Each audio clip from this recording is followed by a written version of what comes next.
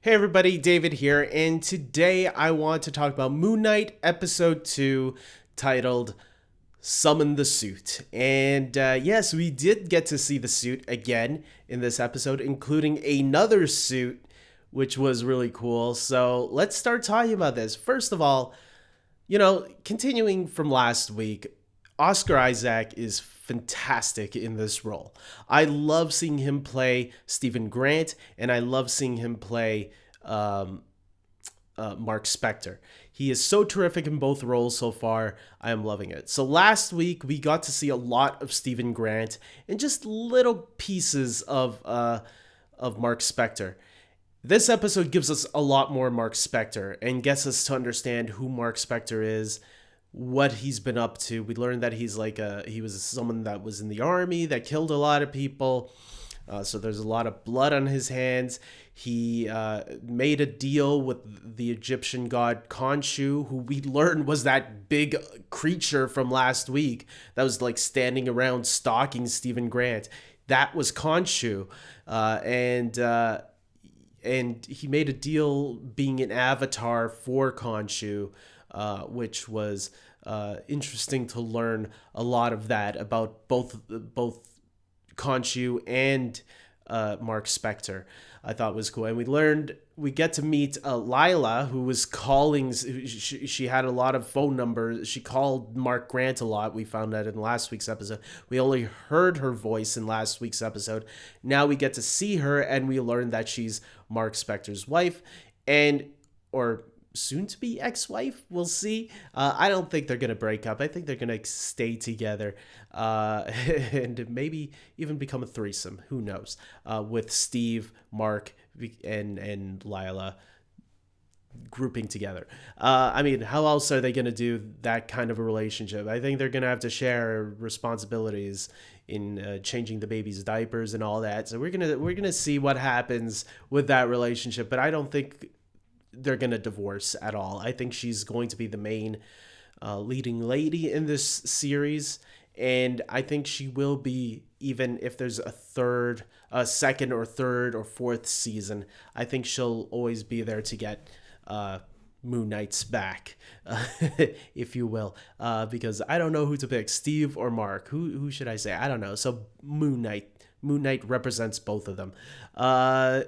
Speaking of Moon Knight, we got to see some really cool action sequences going on at the end of this episode, towards the end of the episode, where when Stephen Grant transforms for the first time, we get to see his like suit and tie, how his Moon Knight costume looks, which when I saw the photos for that and the promotional material before the show came out, I thought that was going to be another personality, because in the comics apparently Moon Knight has several personalities. We're seeing two of them right now, but apparently there's two more that we haven't seen.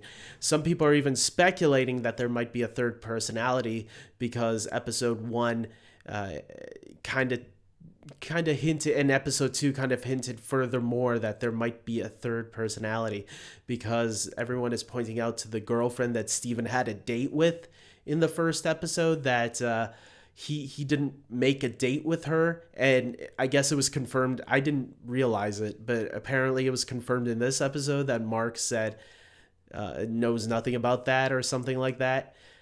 So it will be interesting to see if there are one more or two more personalities within these two guys.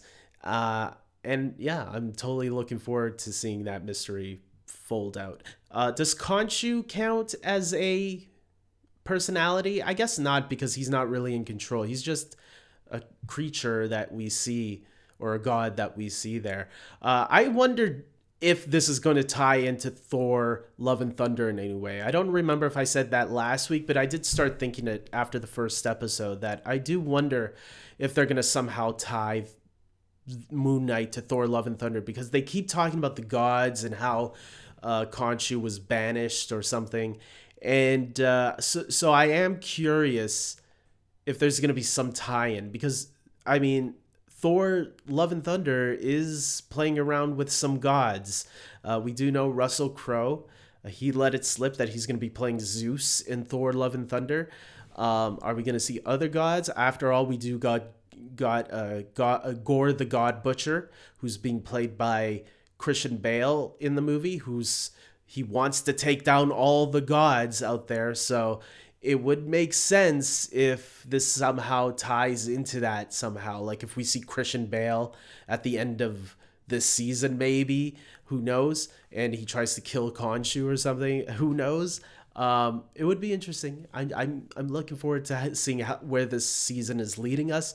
I'm hearing it gets even better in episode 3 and 4. I don't know how much more better you can get because I'm loving this show so far.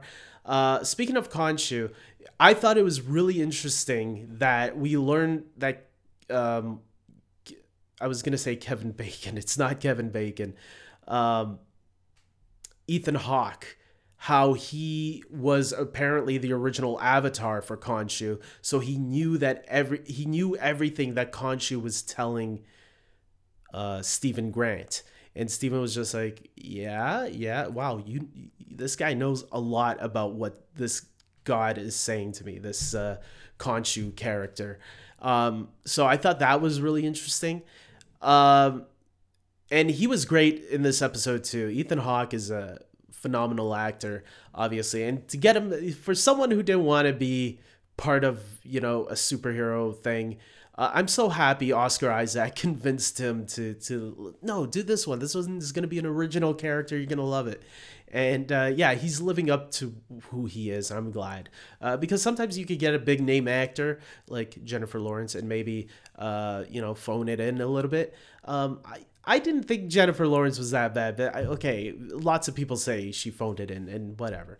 But yeah, the cast in this show so far, especially Ethan Hawke and Oscar Isaac, are both pulling their weight, and they're both doing a phenomenal job. That meeting with the two of them, just talking to each other, I just love that entire conversation that was being had, because we learned a lot about Khonshu during that scene as well, and a lot more about Ethan Hawke's character. So, and then obviously in the finale, at the end of the episode, not the finale, at the end of the episode, we see Mark go to Egypt, which is going to be the lead-in for next week's episode, which I'm really excited about. So yeah, we're going to be in Egypt next week. Maybe we're going to learn more about the mythology of Khonshu and Mark, and more about, we're going to see obviously more with Stephen Grant. So I'm looking forward. Will there be an Easter egg though to Apocalypse? That's what I want to know. And his 4 horsemen. Maybe not. I think we're going to get an Apocalypse reference somewhere, an Easter egg somewhere in the background on the hieroglyphics or whatever. If they do show any of that, we'll see. That's just my speculation. So guys, leave down your theories in the comment section below. Tell me what you thought of this episode. And I hope you guys like this video. Until next time, take care.